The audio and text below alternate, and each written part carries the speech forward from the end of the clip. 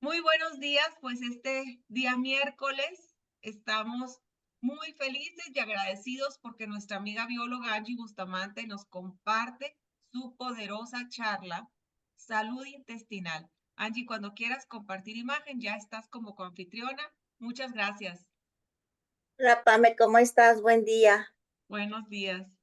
Muy bien, gracias. Gracias. Déjame, es que ya. Me cambió los controles del lugar y no encontraba ni cómo prender cámara ni nada, pero ya no sé por qué. Aquí va. Creo que ya la ven, ¿verdad? Listo, sí. Gracias, Angie. ¿De qué, Pame? Pues muchas gracias a todos por estar aquí conectados. Ya los extrañaba, ya teníamos un mes, yo creo, de no vernos. Pero me da mucho gusto estar aquí nuevamente con todos ustedes. Y el tema de hoy, la verdad, es súper interesante. Hay mucho que no sabemos en torno a veces el por qué nos pasa, por qué nos enfermamos, por qué esto, y buscamos el remedio por un lado cuando la verdad es que arreglando tu microbiota puedes solucionar un montón de padecimientos y enfermedades. Entonces, hoy vamos a hablar de este tema de salud intestinal y vamos a comenzar. Vamos a comenzar explicando cuál es el proceso de digestión que ocurre en nuestro cuerpo y vamos a saber el tiempo que le tomas. Una vez que tú comes un alimento, este va a pasar 24 a 36 horas el tiempo que le toma al alimento en pasar por todo tu tracto digestivo, de 24 a 36 horas, dependiendo qué tan eficiente es tu proceso, ¿no?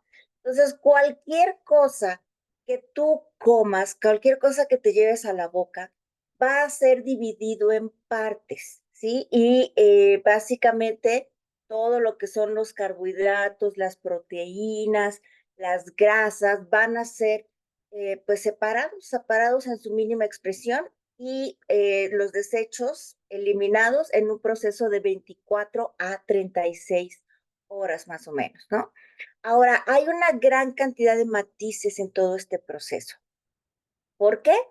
Porque los cambios hormonales, tu estrés, los alergenos, los nutrientes, tus ritmos circadianos, etcétera, van a tener un impacto directo sobre tu intestino y obviamente pues van a causar una alteración en este proceso de digestión, ¿no? Esto es algo que tenemos que tener bien claro, que todo lo que estamos haciendo pues va a impactar a nuestro intestino y por supuesto a su flora intestinal, ¿no?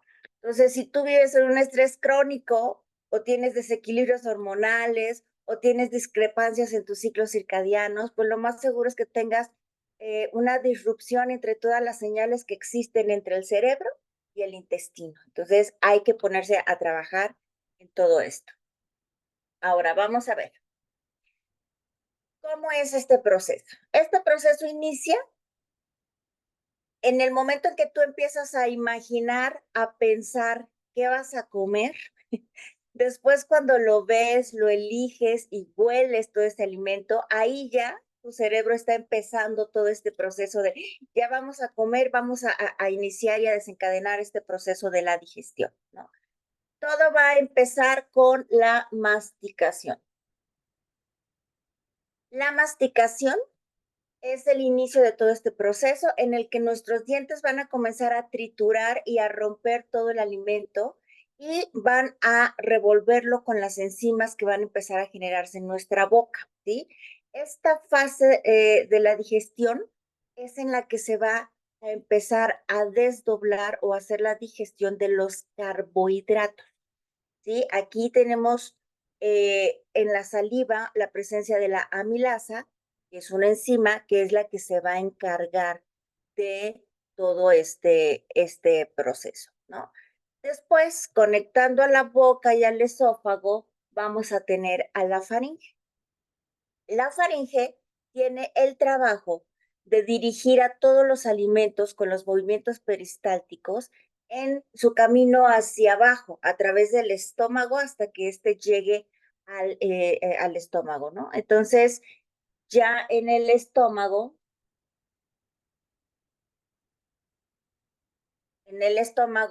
van los alimentos a ser molidos y van a ser bombardeados con lo que son los ácidos gástricos, que están hechos de ácido clorhídrico y pepsina, ¿no? Que es una enzima que va a empezarnos a ayudar a digerir las proteínas. Aunque hay otras cosas, como por ejemplo el factor intrínseco, que es el que permite la absorción de la vitamina B12, ¿no? También aquí entra en juego una hormona que se llama gastrina y esta va a estimular la digestión de las proteínas en el estómago y también los movimientos, que se siga dando este movimiento en el estómago para que estos alimentos sigan siendo molidos, desbaratados e integrados, ¿no? En algo que se le da el nombre, a esta integración de todos estos productos se le da el nombre de quimo. Y es así como va a pasar ya a la parte del intestino delgado. Cuando pasa al intestino delgado, van a entrar en juego estos otros dos órganos, lo que es el páncreas y la vesícula biliar.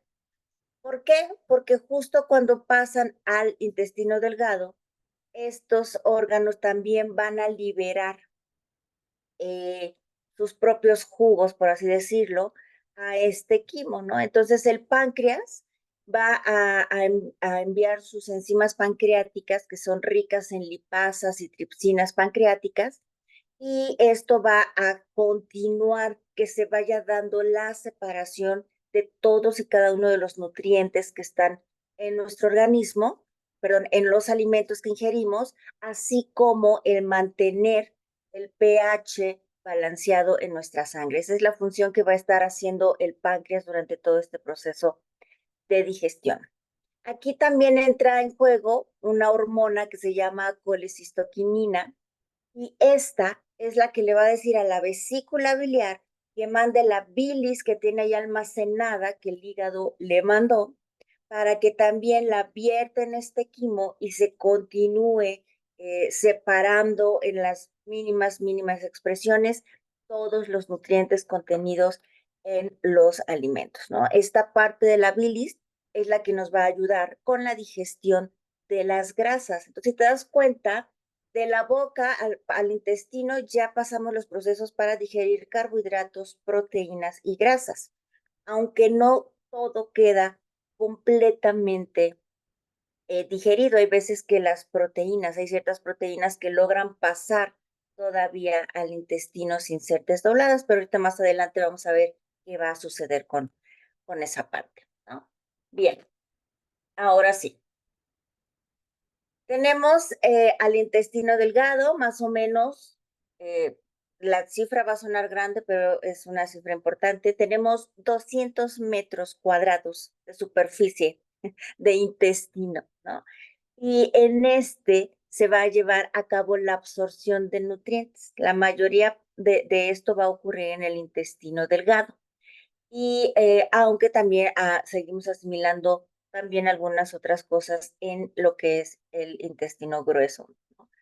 Bien, en el intestino podemos encontrar una enorme variedad de bacterias diferentes. Al día de hoy se tienen alrededor de 1,100 diferentes especies de bacterias viviendo en nuestros intestinos. Entonces, ojo, no hablo de que tenemos 1,100 bacterias en el intestino. No, esas son las especies. De cada una de ellas tenemos miles y millones.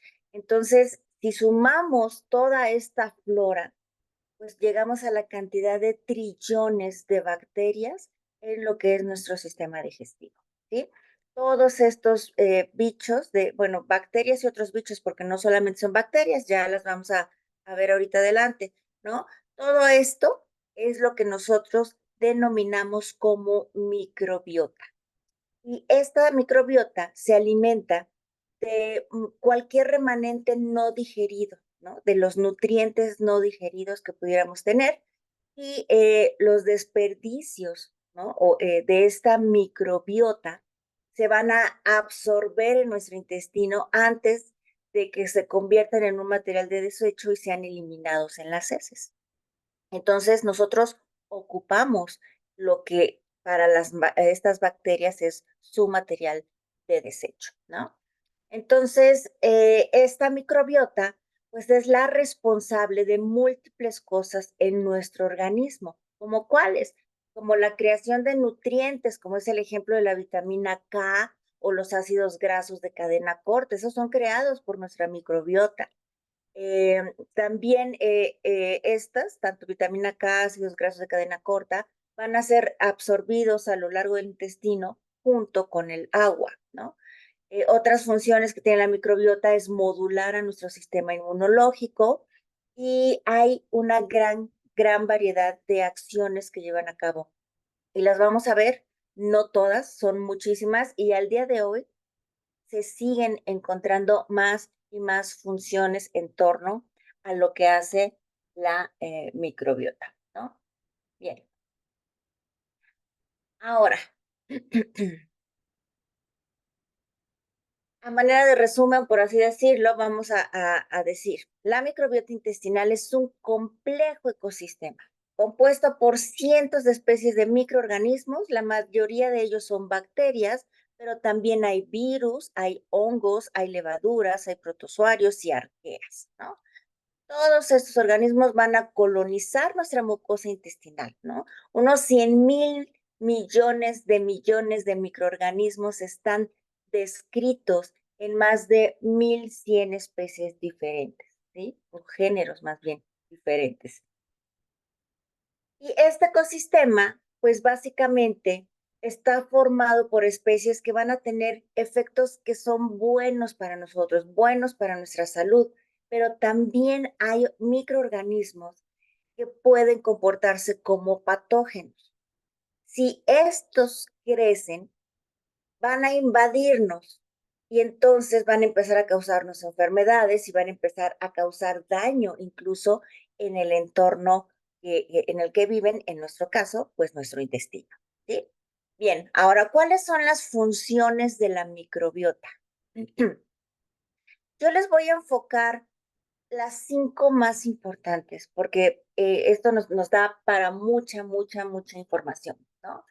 Entonces, eh, ¿qué es lo que vamos a empezar a ver? La primer función.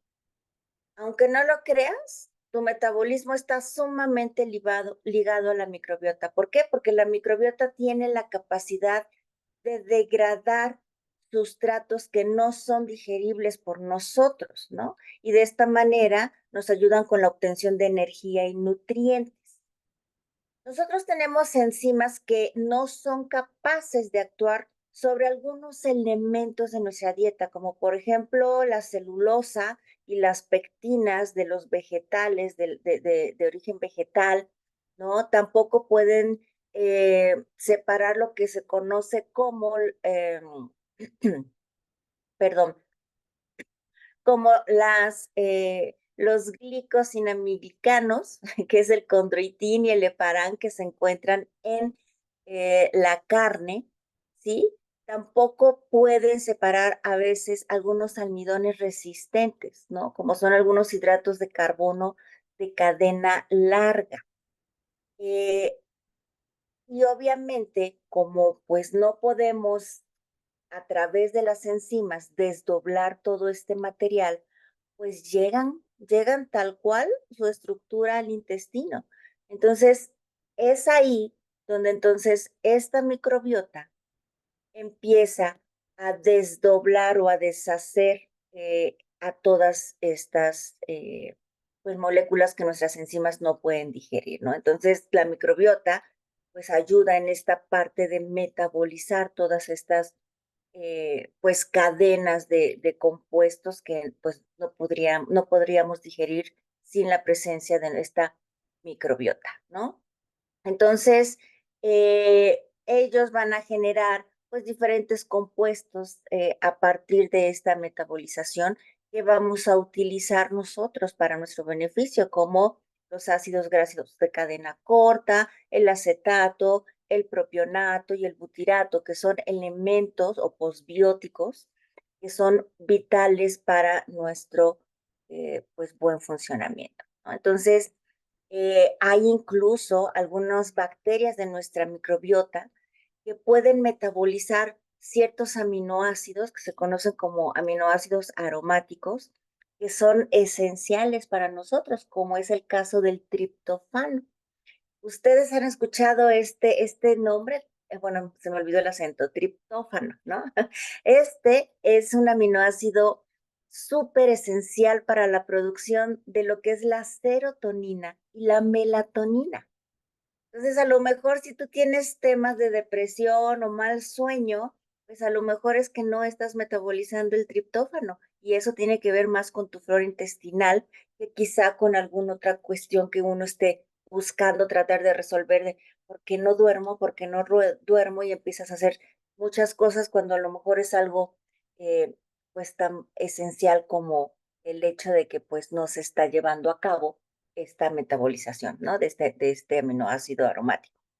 También la microbiota nos va a ayudar a sintetizar ciertas vitaminas y bien importantes, ¿no? Como la A, la tiamina, que es la B1, la riboflavina, que es la B2, el ácido pantoténico, que es la B5, la piridoxina, que es la B6, la biotina, que es la B7, el ácido fólico, que es la B9, también la B12 y la vitamina K. Pero no solamente nos ayuda con el metabolismo de estas vitaminas, también con lo que es la absorción del calcio, del magnesio, del hierro y del sodio. Entonces, a lo mejor tú tienes una anemia crónica y te hacen endoscopías y estudios para ver, no, es que de algún lado usted está perdiendo sangre porque está anémica constantemente, ¿no? Y ya revisamos los riñones y están bien, no sé qué, entonces va una endoscopía para ver si hay algo que está sangrando adentro cuando a lo mejor es que tu microbiota es deficiente y no llevas a cabo el proceso de asimilación del hierro, por ejemplo, ¿no? Entonces, hay toda una serie de problemas en la asimilación del mismo que pues empiezan a manifestar otro tipo de situaciones u otro tipo de problemas, ¿no? Bien, la segunda función de las que les voy a hablar de la microbiota tiene que ver con nutrición. Y básicamente esto es porque la microbiota te va a garantizar tener estable el epitelio intestinal y eso pues nos va a ayudar con nuestros procesos de nutrición y trofismos. ¿Qué es lo que va a hacer la microbiota para ayudarnos en este sentido? Bueno, pues lo que hace es proveer de nutrientes a las células de la pared intestinal, ¿sí? Las nutre para que estén en buenas condiciones. También va a asegurar la integridad y la estabilización de las tight junction. ¿Te acuerdas cuando yo te he hablado de lo que es la permeabilidad intestinal? En donde te digo que el intestino está formado por unas células que se llaman enterocitos, que están todas unas junto a otras. Y entre estas células existen unas uniones que se llaman las tight junction, que son las que las mantienen juntas. Esto es clave porque la permeabilidad intestinal comienza cuando estas uniones, que son una cadena de proteínas, pierde su forma o se revientan o se aguadan o se crecen o se desaparecen y entonces quedan los espacios, estas células se pueden separar y quedan los espacios. Es lo que se conoce como permeabilidad intestinal. Entonces, tu microbiota ayuda a que estas uniones estén en muy buenas condiciones para poder favorecer que no exista esa permeabilidad intestinal, ¿sí? Bien, también nos va a ayudar a estimular la regeneración de la capa del mucus. La capa del mucus está por encima del epitelio del intestino, es lo que lo protege. Entonces, básicamente, aquí, pues si nosotros llegamos a tener un problema de permeabilidad intestinal leve, el moco puede como que rellenar ese espacio para evitar que quede abierto. Entonces es bien importante tener a esta microbiota que va a regenerarnos esa capa que protege al epitelio. Y también va a favorecer el crecimiento y la regeneración de las células epiteliales. Entonces, a grandes rasgos, nutre y mantiene en óptimas condiciones a las células de nuestro intestino. Esa es otra de las cuestiones que hace tu microbiota. ¿Cuál es la tercera función de la microbiota? Bueno, pues tiene que ver con la barrera que forman para protegernos contra patógenos, ¿sí? La microbiota asegura la resistencia a la colonización de ciertos elementos que nos causan daño, ¿no? Y también, si están presentes, pues entonces nos va a proteger de que esto pueda sobrecrecer. ¿Cuáles son los mecanismos que utiliza la microbiota para llevar a cabo esto? Bueno, es algo que se conoce como mecanismo de exclusión competitiva, es decir, se van a adherir a los receptores que hay específicos en la mucosa para que estos patógenos no puedan llegar a conectarse, ¿no? Es decir, ocupa el enchufe, por así decirlo, y entonces ya no puede llegar otra cosa a enchufarse ahí y empezar a causar estragos. La segunda es por la competencia de los nutrientes, de vitaminas e incluso factores de crecimiento. Es decir, pues les roban el alimento a estos patógenos para que este patógeno pues no pueda estarse creciendo, ni multiplicando, ni desarrollándose. Entonces les compiten por los nutrientes. Acuérdense que les dije, la microbiota no nada más come fibra, va a comer todos los nutrientes, también toma vitaminas, también toma minerales. Por eso es tan importante tener una buena alimentación, porque nos nutrimos nosotros y nutrimos a nuestra microbiota, ¿no? Que nos va a ayudar en múltiples cuestiones. Otro mecanismo con el cual nos protegen es que van a acidificar el medio intestinal, ¿sí? Esto lo hacen a través de la producción de lo que son los ácidos grasos de cadena corta. Estos, cuando son producidos, van a acidificar todo el medio intestinal y ese medio ácido pues no es bueno para los patógenos y por lo tanto pues no pueden prevalecer, ¿no? Entonces, estos patógenos sobreviven más en medios alcalinos que en medios ácidos, por lo tanto, pues eso ayuda a tenerlos a raya, ¿sí? Y otro es que la microbiota, fíjate, produce sustancias antibióticas naturales, ¿sí? Como las bacteriocidas.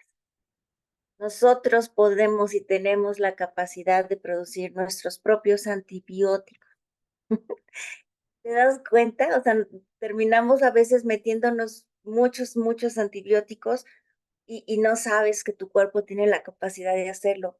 Tu microbiota en específico, no tu cuerpo, tu microbiota en específico tiene esa capacidad de producir estos antibióticos naturales, ¿no? Como la acidolina, la lactocidina, la acidofilina, el peróxido de hidrógeno, estos ácidos grasos de cadena corta, lisocimas, etcétera, etcétera, etcétera. Todos aquellos que tienen alguna función microbicida o micostática, ¿no? A todos estos se les conoce con esta categoría de bacteriocinas. Pues sí, tu microbiota, si es la adecuada, te va a defender de los patógenos. El cuarto papel o función que lleva la microbiota es el desarrollo y la maduración de tu sistema inmune. No, normalmente no lo pensamos, ¿no? Sin embargo, la microbiota da lugar a fenómenos de reconocimiento inmunológico, por los cuales el sistema inmune es capaz de distinguir entre un patógeno potencial, ¿no? Y desencadenar una reacción inmune o distinguir entre una microbiota normal, saprófita, comensal, entonces no va a haber una respuesta inmune. Esa capacidad, esa modulación de haber, sí debe de haber una respuesta, no debe de haber una respuesta ante este organismo, lo va a modular esta flora intestinal, esta microbiota. Entonces, la mucosa intestinal pues funciona, digamos, como una interfaz del sistema inmunitario, ¿no? Y del medio ambiente. Alberga la mayor concentración de células inmunocompetentes en el cuerpo humano. Acuérdense, el 70% del sistema inmune lo tenemos en el intestino. y este conforma una compleja y muy especializada estructura funcional que se le llama el GALT, que significa tejido linfoide asociado al intestino. Es una parte esencial, vital y en número grande de lo que es nuestro sistema inmunitario, ¿no? Entonces, estas son las cuestiones que tienen que ver con el sistema inmune. Y el punto número 5 que les voy a hablar, porque si no, nunca vamos a terminar de hablar de la microbiota. La microbiota es todo un tema. Hay libros completos de pura microbiota. El número 5 es la modulación del sistema nervioso entérico. El sistema nervioso entérico es toda una red de millones de neuronas, ¿sí?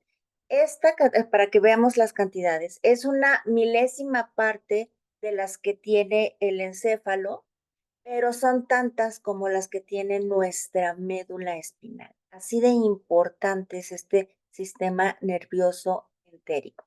Es decir, lo que conforma este eje cerebro-intestino, ¿no? Microbiota-intestino.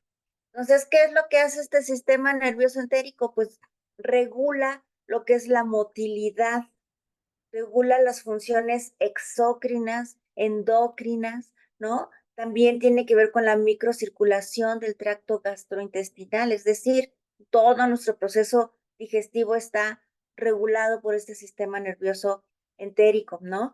También supervisa y modula reacciones y sentimientos que tenemos como el hambre, el estrés, tus emociones, ¿no? Todo esto este sistema nervioso entérico puede causar cambios en la fisiología intestinal y entonces empezar a generar ciertos síntomas clínicos digestivos, ¿no? Entonces, es bien importante este sistema nervioso entérico, ¿no? Aquí existe una comunicación bidireccional con lo que es el sistema nervioso central, por eso existe el eje cerebro-intestino.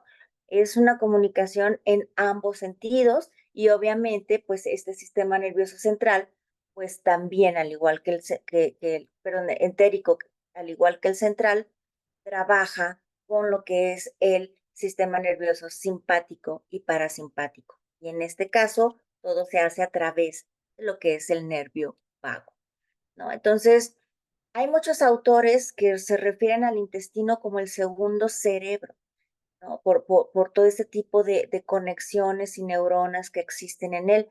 Sin embargo, es lo más correcto no es referirnos a él como el segundo cerebro, sino como el eje cerebro-intestino, ¿no? Y en pues tenemos un montón de estabilidad funcional implicados, ¿no? Nervios, hormonas, neuropéptidos, etcétera, etcétera, etcétera, ¿no? Hay muchas cuestiones. Bien, ya les hablé de las funciones de la microbiota. Ahora, ¿qué tipo de microbiota es la que tenemos, no? Hay categorías diferentes de microbiota que tenemos que estar cuidando que existan en nuestro intestino en las proporciones adecuadas. Todas tienen porciones diferentes. ¿Cuáles son estas categorías? Bueno, la primera es que la microbiota tiene organismos que llevan a cabo acciones de protección, es decir, tapizan, forma como un tapiz completamente en toda la pared de nuestro intestino y junto con el mucus constituyen una barrera de protección física, ¿no?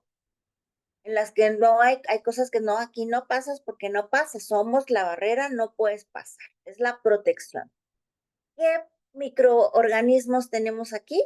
Aquí es donde están los famosos lactobacilos y las bifidobacterias, que es de lo que más se oye, ¿no? Siempre que vemos probióticos, los disque bebidas con probióticos y demás, siempre hay lactobacilos y bifidobacterias ahí. Estamos hablando de que es la microflora protectora la que se encuentra presente ahí, ¿no?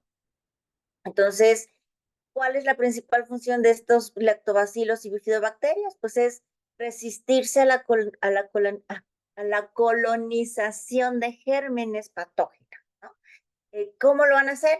Pues ocupan los receptores, bloqueándoles el paso, no se pueden conectar, no pueden pasar, les vamos a quitar nutrientes como vitaminas, factores de crecimiento, van a liberar los ácidos grasos de cadena corta, van a acidificar el medio intestinal, van a sintetizar bactericidas o bacteriocinas, en fin, van a hacer que estos patógenos no puedan colonizarnos, ni crecer, ni afectarnos, ¿no? Simplemente es nuestra barrera de protección. La segunda categoría son las que tienen funciones inmunomoduladoras. Aquí en esta categoría entran los que seguramente han escuchado, que son los enterococos. Los enterococos, un ejemplo de estos, el más frecuente y que todos hemos oído, es la famosa Escherichia coli, ¿sí? Estos lo que hacen es utilizar a los carbohidratos y a las proteínas como su substrato. Los utilizan para poder mantener el orden y la correcta distribución de los microbios en todo nuestro sistema. Son los responsables de que tengamos una buena tolerancia antigénica e inmunológica, ¿sí? Inducen respuestas inmunitarias y van a favorecer que no tengamos inflamación local, que no tengamos desequilibrio de nuestra microflora, perdón, y también, pues en su ausencia, son los que nos van a predisponer a alergias, a intolerancias y a la autoinmunidad. Si tú tienes un tema de estos, se tiene que trabajar tu flora intestinal inmunomoduladora. La tercera categoría son las muconutritivas. Aquí básicamente hay dos géneros súper importantes, uno más que el otro, pero ambos tienen su papel. La más importante es la que se llama Akkermansia. Akkermansia, y la segunda es el Faecalibacterium. Estos son las bacterias responsables de mantenernos en buenas condiciones a la capa del mucus que va a tapizar a todo nuestro intestino, ¿sí? Entonces, si nosotros tenemos una disminución de estos dos tipos de bacterias en específico, pues va a haber una alteración en la capa del moco, vamos a perder protección y vamos a dar lugar a que aparezcan cuadros de inflamación, va a aparecer alteración en la permeabilidad de nuestro intestino, ¿no? Y obviamente, pues todo esto nos va a llevar a causar un desequilibrio, a llevarnos a una disbiosis. Por lo general, las personas que tienen diabetes tipo 2, obesidad, hígado graso no alcohólico, fatiga crónica, fibromialgia, autismo, es porque tienen un bajo recuento específicamente de la Akkermansia. Por eso les hablé de lo importante que es la Akkermansia, ¿no? Su presencia en nuestro intestino. La cuarta categoría es la microbiota neuroactiva, ¿sí? Es aquella que produce el ácido alfa-aminobutírico, mejor conocido como el GABA. GABA es un neurotransmisor que va a interactuar con ciertos receptores específicos que están distribuidos a todo lo largo de nuestro tracto gastrointestinal. Y lo que va a hacer es equilibrar la interacción entre este eje intestino-cerebro, ¿sí? O cerebro-intestino. Entonces, el sistema inmunológico también va a estar dentro de estas regulaciones del GABA, el dolor visceral también va a estar dentro de estos dominios del GABA, ¿no? ¿Qué organismos tenemos en esta categoría de los neuroactivos? Aquí es en donde entra el Lactobacillus plantarum, los Bifidobacterium, sobre todo en adolescentes. Quiere también, perdón, también se tiene la capacidad de estos microorganismos, estos lactobacilos y específicos, el plantarum y el Bifidobacterium adolescentus, que son los que van a degradar el almidón resistente. ¿Y esto qué tiene de importante? Pues mucho, porque cuando lo degradan, nosotros no nos inflamamos. Eso es algo súper importante que nos brindan estos dos microorganismos en específico. El número 5 es la microbiota que degrada la fibra alimentaria. Ya ven que siempre hemos hablado que hay que comer buena fibra, por lo menos 30 miligramos, perdón, 30 gramos de fibra al día, ¿no? Para pues, estar alimentando a esta microbiota. Entonces, tenemos microbiota que se encarga de romper estas cadenas largas y complejas de los hidratos de carbono, que son los almidones resistentes, la oligofructosa, ¿no?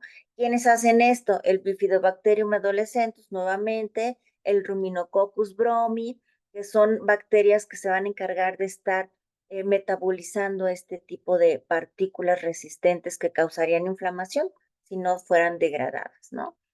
¿Qué pasa si todo esto está en desequilibrio, si no tenemos buena cantidad de estas dos bacterias? Pues vamos a alterar procesos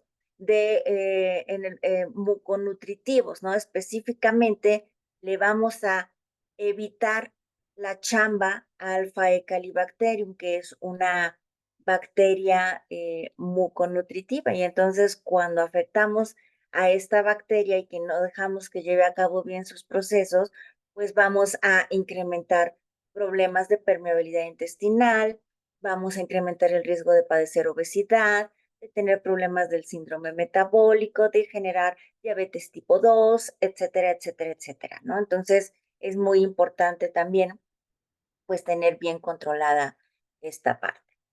La categoría número 6, súper importante, la microbiota proteolítica. Estas básicamente las vamos a encontrar en lo que es el intestino grueso. Algunas de estas bacterias que pertenecen a estos grupos son el E. coli, Biovare, el Proteus, Klebsiella, Enterobacter, Citrobacter, Hapnia, Pseudomonas, Clostridium, etcétera, etcétera, etcétera. Sí, oíste bien. Quizá algunos de estos los has escuchado como bacterias malas, ¿no? Que nos enferman. Sí, es real. Sin embargo, forman parte normal de nuestra microbiota, solamente que deben de encontrarse en una proporción del menos al 0.001% de nuestra microbiota intestinal. Causan problemas cuando empiezan a crecer, ¿no? ¿Qué pasa? Estas bacterias utilizan a las proteínas como su substrato. Entonces, si tú estás comiendo un exceso de proteínas que no va a ser digerido, estas proteínas llegan a esta parte del colon. ¿Y a quién crees que van a nutrir? Pues a estas proteolíticas. Y entonces vas a empezar a tener un sobrecrecimiento de bacterias proteolíticas que entonces van a empezar a generar ciertos productos metabólicos malos para nosotros. ¿Sí?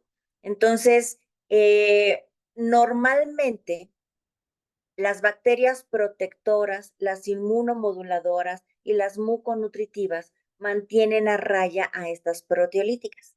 Pero si nosotros vamos a tener una alimentación que haga que tengamos menos de estas protectoras, inmunomoduladoras y mucoproductivas, muconutritivas, entonces pues va a haber una oportunidad para las proteolíticas de crecer. Y si a eso le sumo que les estoy mandando proteína extra al colon para que se alimenten, pues todavía vamos a tener un mayor crecimiento de estas proteolíticas y entonces vamos a empezar a tener temas de salud, ¿no? Eh, Estas bacterias proteolíticas pues también requieren un pH alcalino. Ya ven, yo siempre les hablo, en todas las charlas les hago hincapié en la gran importancia que mantiene tener el pH ácido en el sistema digestivo. Y es por esto, ¿no? Ayudemos a nuestra microbiota a tener todo esto. Ellos pueden, sí, la microbiota puede producirnos este nivel de pH que se requiere, pero si la tenemos deprimida por mis hábitos, entonces, pues por lo menos ayúdale con el medio, ¿no? Dale ya un medio ácido para que estas proteolíticas pues no empiecen a crecer como locas, ¿no? El número 7, hongos y levaduras, ¿sí? El intestino también tiene presencia de hongos y levaduras, es normal, ¿no? Su substrato nutricional principal son los carbohidratos, los hidratos de carbono. Entonces podemos decir que dentro de esta categoría El más importante o el más conocido como patológico es la famosa Cándida albicans, ¿no? Que pasa igual con los proteolíticos. Forma parte de la flora normal mientras esté controlada, ¿no? No nos causa ningún tema, pero si esta empieza a crecer, entonces va a tener un cambio en su morfología. Si cuando está controlada está en una, como si fueran las esporas, vamos a decirlo así, pero si empezamos a permitir o a dar las condiciones para que empiece a crecer, su morfología va a cambiar y va a formar lo que son las hifas, ¿no? Y entonces estas van a empezarse a crecer, van a empezar a tener ya una forma micelar y esa es la forma patógena de la cándida. Entonces, lo que hace este cambio de su estructura o su morfología es que va a eh, infectar de una manera más sencilla todas las mucosas y va a empezar a colonizar a nuestro organismo, a diferentes estructuras, a diferentes órganos. Entonces, el tener esta hongo, esta cándida fuera de los rangos normales, pues va a contribuir importantemente a la aparición de síntomas digestivos, a que empezamos a tener cuadros de alergias, metabólicos e inmunitarios, ¿no? Entonces, causa muchas alteraciones tener en desequilibrio a esta cándida albicans. Entonces, ¿qué es lo que tenemos que hacer nosotros? Eso es todo, esas son las categorías que vamos a tener en nuestro intestino, ¿sí? Y es bien importante tenerlas siempre en un término que se llama eubiosis. Eubiosis significa en equilibrio. Disbiosis es desequilibrio. Nosotros debemos de tenerlas siempre equilibradas en términos de eubiosis. ¿Por qué? Porque hoy día ya se tiene bien ligado a los problemas del sistema inmunológico con múltiples padecimientos. Aquellas que alteran el eje intestino-cerebro, pues hay eh, enfermedades neurodegenerativas, hay autismos, hay desórdenes psiquiátricos, hay neumonías. A los que afectan el eje con corazón, pues tenemos problemas de aterosclerosis, trombosis, fallas cardiovasculares, ¿no? Los que están fallando en el término del eje de intestino-piel, pues entonces hay manifestaciones como la psoriasis, el acné, problemas de cáncer de piel. Cuando hay alteraciones metabólicas, pues hay obesidad, diabetes tipo 2, disfunciones mitocondriales, incluso algunos cánceres. Clostridium crecido causa, que es una proteolítica, causa muchos favorecedores de crecimiento de células cancerígenas, ¿no? Y si hay alteraciones en el eje intestino-pulmones, pues vamos a ver problemas como asmas, enfermedades obstructivas de los pulmones, cáncer de pulmón, etcétera, etcétera, etcétera. Entonces, hoy día ya se tiene una gran cantidad de estudios que relacionan los problemas de la microbiota con las enfermedades que tenemos. Y bien, para terminar, eh, ¿cómo vamos a cuidar a nuestra microbiota? Ya les dije qué es, ya les dije sus funciones, ya les dije sus categorías y lo que pasa cuando las tenemos en equilibrio y en desequilibrio. Ahora vamos a ver cómo protegerla, ¿no? Porque esta es la finalidad, proteger a toda costa nuestra microbiota para que no tengamos otros tipos de problemas. Entonces, ¿qué vamos a evitar? Los principales alimentos que nutren a la microbiota perjudicial, vamos a decirlo así, o sea, que nos llevan al desequilibrio y entonces florece la equivocada, la mala, la que nos perjudica, son todos aquellos que componen, pues básicamente la alimentación que tenemos hoy día. ¿Cuáles son estos? Bueno, pues el consumo de alcohol, eh, el gluten, especialmente el trigo, daña lo que es las paredes del intestino. Los aceites vegetales que son inflamatorios o proinflamatorios, como el canola, cacahuate, soya, maíz, ¿no? El uso de los edulcorantes artificiales. Uno toma stevia, esplenda, fruto del monje, maltitol, xilitol, etcétera, etcétera, etcétera, pensando que no estamos consumiendo azúcar y es bueno para nuestra salud. Sí, Es bueno no consumir azúcar para nuestra salud, pero ¿qué crees? El edulcorante mata tu microbiota. Entonces, ahí tienes tú que balancear. Lo ideal es ni uno ni el otro, ¿no? Lácteos de producción masiva también tienen muchas cuestiones ligadas al azúcar y entonces acuérdense, o sea, los hidratos de carbono refinados, azúcares y demás es el principal alimento de estas malas floras intestinales. Todos los alimentos ultraprocesados también. ¿Por qué? Porque utilizan los aceites vegetales y utilizan azúcares dentro de sus estabilizantes, ¿no? Para que el alimento dure más tiempo en el anaquel, pues utilizan este tipo de cosas, ¿no? Las azúcares refinadas, por supuesto, la sal refinada y todos los productos que están endulzados con jarabe de maíz de alta fructosa que predominan en la industria de la alimentación. Si tú hoy día vas al súper, lee los ingredientes y cuando leas jarabe de maíz de alta fructosa, evita comprar. Es más, algo que siempre recomiendo yo en las charlas, que tu alimentación esté basada en alimentos reales que encuentres en la naturaleza, no en un paquete. Todo aquello que está empacado tiene un proceso. Si lo real, créanme, y a lo mejor les va a causar shock lo que les voy a decir o les puede sonar contradictorio. No hay nada inocuo, no lo hay. Si los alimentos reales pueden dañarnos, porque si están con fertilizantes, porque si les pusieron los herbicidas, porque si les pusieron X, Y o Z, pueden causar ciertos problemas en nuestra microbiota si no tenemos un buen manejo de estos alimentos reales. Imagínense los daños que pueden causar los procesados, ¿no? Son aún mayor. Ahora, ¿qué sí tenemos que tener en nuestra alimentación para ayudar a nuestra buena microbiota? Bien, pues vamos a hablar de alimentos que son favorables. En general, debemos utilizar los productos de temporada, ¿no? Estamos hablando de vegetales, les voy a hablar de dos categorías, los de sin almidón y los de con almidón, pero vamos a procurar consumir siempre los que sean los de proximidad, es decir, los de temporada, los orgánicos, y acuérdate, entre más variedad existe en tu plato, pues más diversidad va a haber en tu microbiota intestinal. Es decir, la recomendación que yo siempre les doy a mis pacientes cuando no tienen una dieta específica para algún padecimiento, la recomendación es cómete el arco iris. Tú debes de tener en tu plato toda la variedad de colores de los vegetales, porque entre más colores hay en tu plato, más variedad vas a tener en tu microbiota. Entonces, hablemos de los vegetales que son sin almidón. Aquí van a entrar pues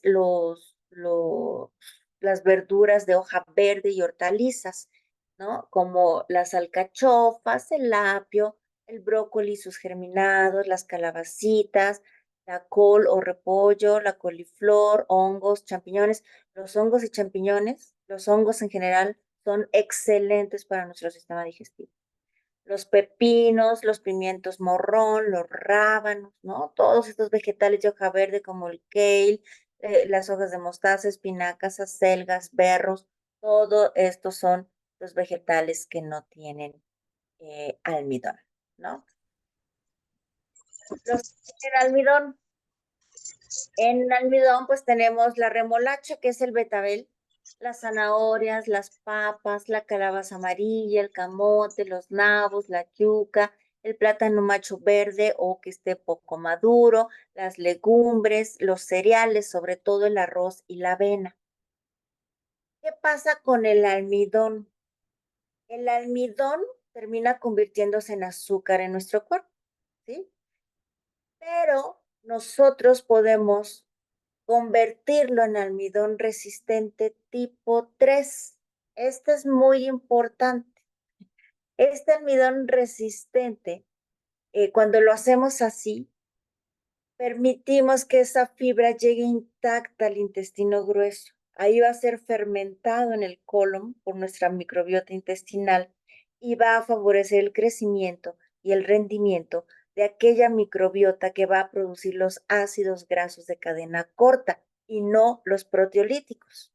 Es decir, si nosotros convertimos estos vegetales de almidón a almidón resistente tipo 3, que ahorita les voy a decir cómo se hace, vamos a asegurar que esto llegue al colon y entonces la flora que esté en esa porción de nuestro intestino sea la saludable y no la que se come a las proteínas, que es la proteolítica, que es la perjudicial, ¿sí? Entonces, básicamente, cuando nosotros convertimos al almidón en un almidón resistente tipo 3, pues no lo vamos a digerir o se va a digerir muy poquitito.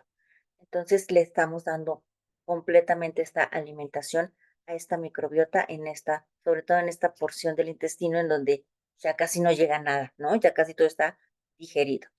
Entonces, ¿cómo lo hacemos? De una manera súper sencilla. Van a cocinar esto que está en esta categoría de los del almidón, o sea, todos estos tubérculos, legumbres y el arroz. ¿Qué es lo que le van a hacer?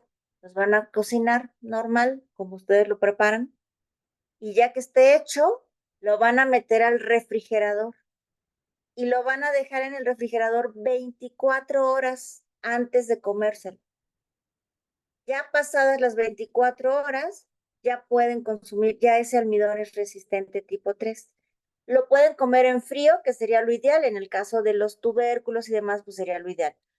El arroz quizá a lo mejor lo vas a querer calentar, pero no lo calientes mucho. No lo sometas a mucha temperatura, porque si lo sometes a mucha temperatura, regresas el almidón resistente a su forma normal y entonces pues no tiene ningún sentido. Entre menos lo calientes, más almidón resistente va a llegar a tu colon a nutrir a tus bacterias buenas.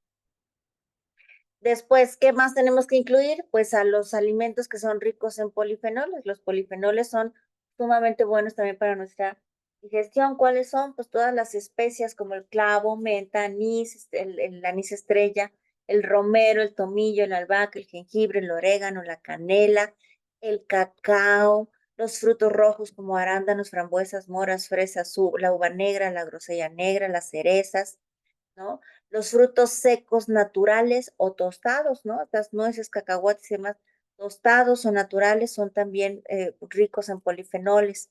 Todo lo que son las hierbas aromáticas y especias como, repito, el romero, menta, cilantro, el jengibre, la cúrcuma, que además ambos tienen propiedades eh, antiinflamatorias, solo que procura nunca juntarlos porque se sobreponen y entonces uno le quita la acción al otro y entonces pues ya no te desinflaman. Entonces o es jengibre o es cúrcuma.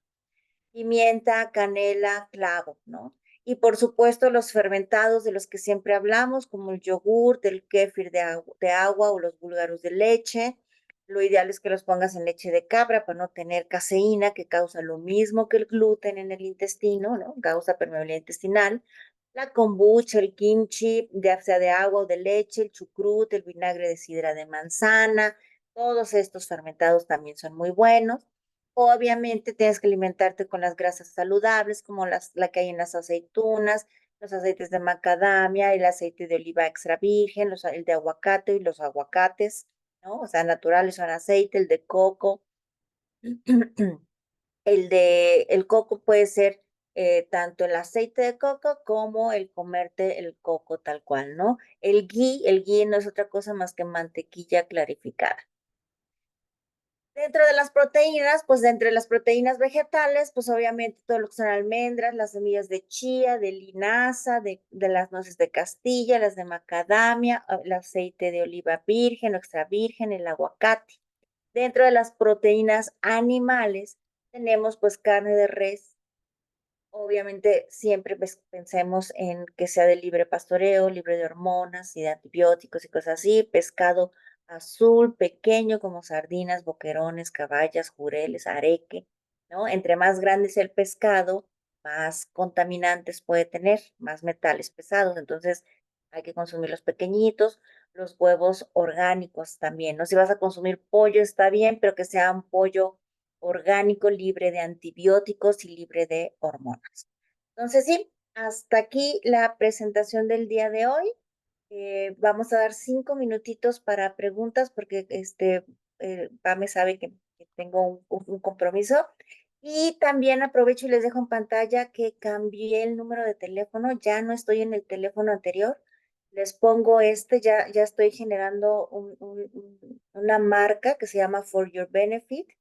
Y ahí está ya el nuevo teléfono, el correo electrónico. Aquí pueden hacerme preguntas, sacar citas, lo que quieran. Olvidé ponerles la página del Facebook porque ahí voy a estar publicando también pues estas pláticas y demás. Y cositas de salud, se las agrego en la siguiente, porque ahí sí hay que saber de las letritas y numeritos que pone el FEX, en la siguiente charla se las agrego, ¿no? Pero tengan este nuevo teléfono, este ya es mi nuevo teléfono, el otro va a dejar de funcionar, ¿no? Entonces yo creo que le voy a dar 1 o 2 semanas a que haga yo la transición a este número y va a dejar de funcionar el anterior. Entonces ahora sí, Pame, cualquier pregunta que pueda haber. Le estaba tomando foto a tu teléfono, estaba yo, ay, que no se me pase, tomándole foto, hagan lo mismo a esta imagen. Y bueno, Angie, gracias por estos 5 minutos. Vean la hora, que no se nos pase respetar el tiempo de Angie, tiene un compromiso. ¿Puedes poner de nuevo la última diapositiva? Pregunta Liz. Sí, claro. Y si Raimundo en Facebook dice, el consumo de Yakult sí ayuda, Yakult. Ay, no, tiene probióticos, sí, pero tiene un mundo de azúcar. Entonces, lo que te va a ayudar es a favorecer la flora intestinal inadecuada. Entonces, no, lo ideal es, si quieres un probiótico, hazlo con lo que vimos en los fermentados, ¿no? Con el yogur natural, no el del súper. El súper también tiene azúcares añadidas.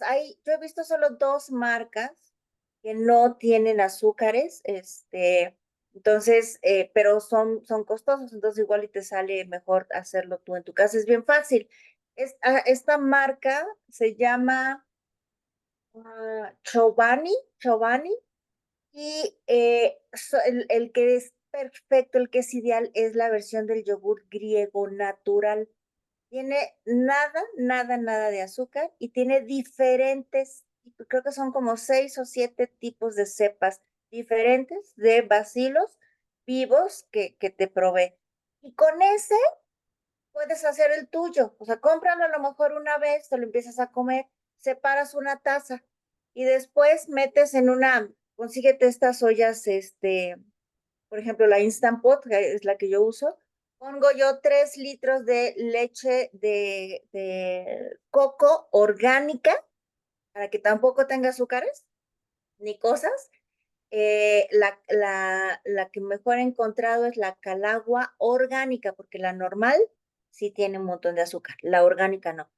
Y entonces pongo 3 litros de esa en esta Instant Pot, le echo una taza de este Chobani natural yogur griego, lo revuelvo bien. Obviamente la leche está a 45 grados, entre 45 y 50 grados calentada. Compras tu termómetro para que te asegures la temperatura, si no, matas al bicho.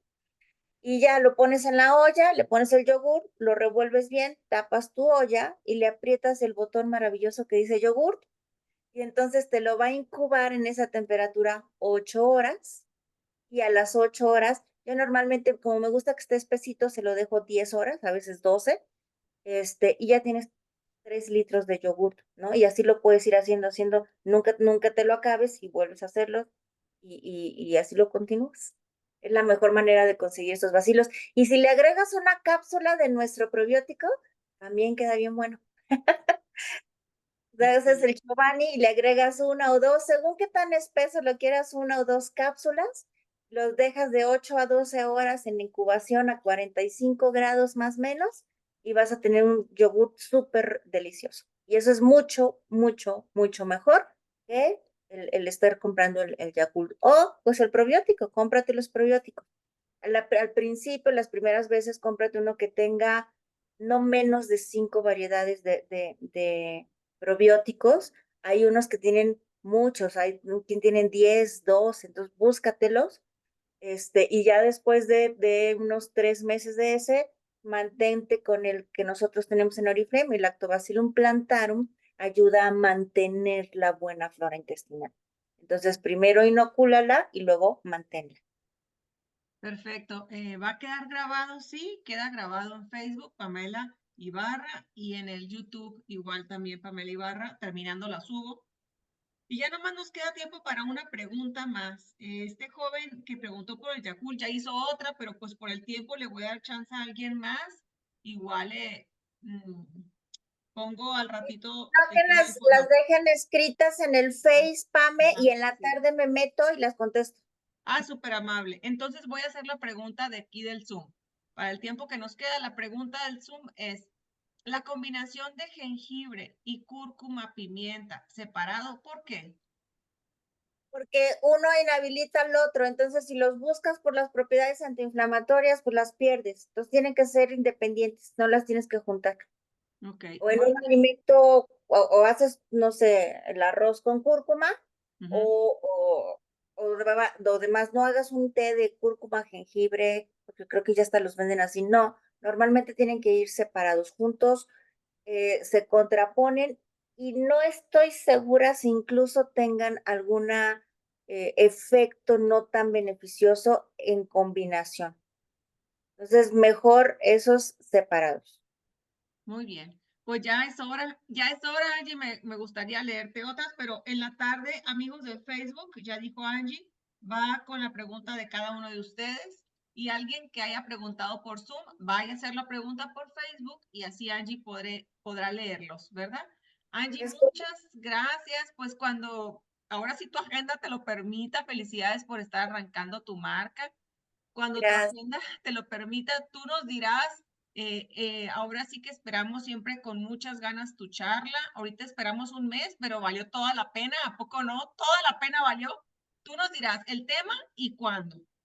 Ok, te aviso en el transcurso del día. A lo mejor sería ya cada 15 días, Ah, pero el tema todavía no lo tengo ay, pensado. cada Si 15 hay días, alguna wow. sugerencia, pues me dices y también trabajamos sobre lo que te vayan pidiendo también.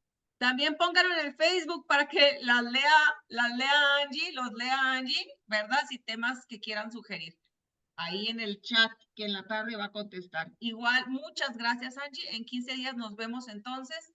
Que tengas muy buen día y a todos los que se conectaron, felicidades. ¿A poco no? Mucho contenido y de mucho valor, les dije. Muchísimas gracias, Angie. Saludos por allá. Muchas gracias, Pam. Excelente día a todos y en la tarde empiezo a contestar en el Face. Gracias. Buen día. Bye, bye. Bye.